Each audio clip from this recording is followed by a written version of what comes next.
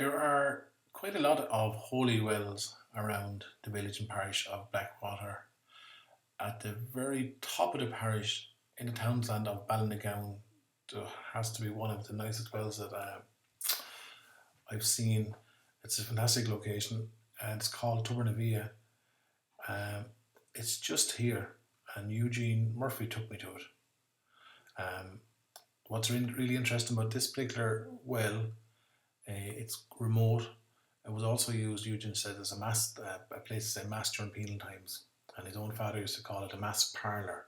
And when you're standing there, it's got a big high sand wall behind you. It's kind of secluded, but you've got a great view of the countryside that's ahead of you. Um, there's also a gorgeous stone granite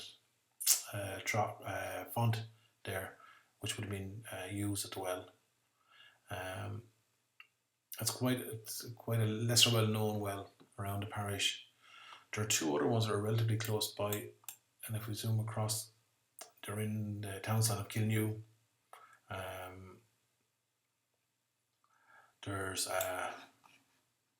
Tubriva and Tubermogue. Tubriva is, to this day, you can see it.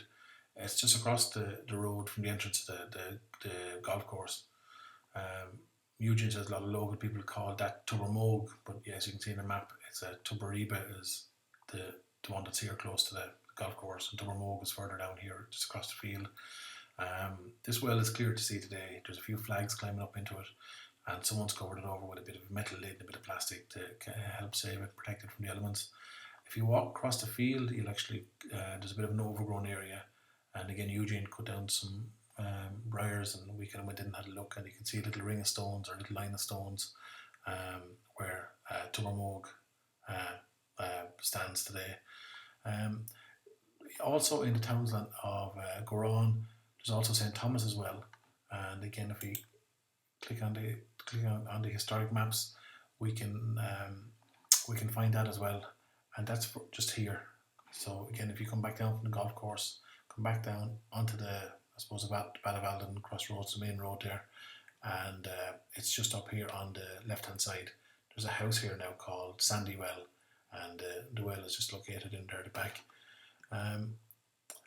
There's quite a lot of wells in one small area. If we come back down towards the village itself, there are a few as well. There's St Bridget's Well, which would have been associated with Kalilla Graveyard.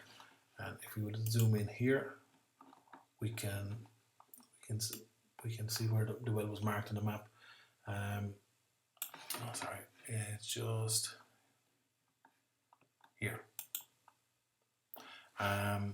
There's Kalilla Graveyard, and the well is just here. It's in the townsland of Castle Talbot. Again, Eugene took me here. There's very little to be seen today. Eugene was saying that when the land was reclaimed or drained here, that people actually drained the spring into the little river or stream that runs along here.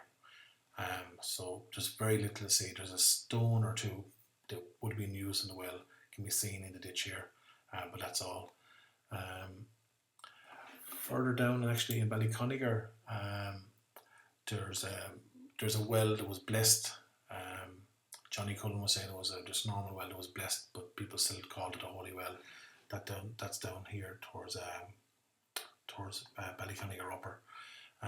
There are probably a few more around the village and parish as well that I've missed, but the ones further up north of the parish are very striking, and it'd be lovely to see them being used again for whatever reason, whatever people to do them up and to visit them, because they're lovely sites, very, very old ancient sites, and they're well worth visiting.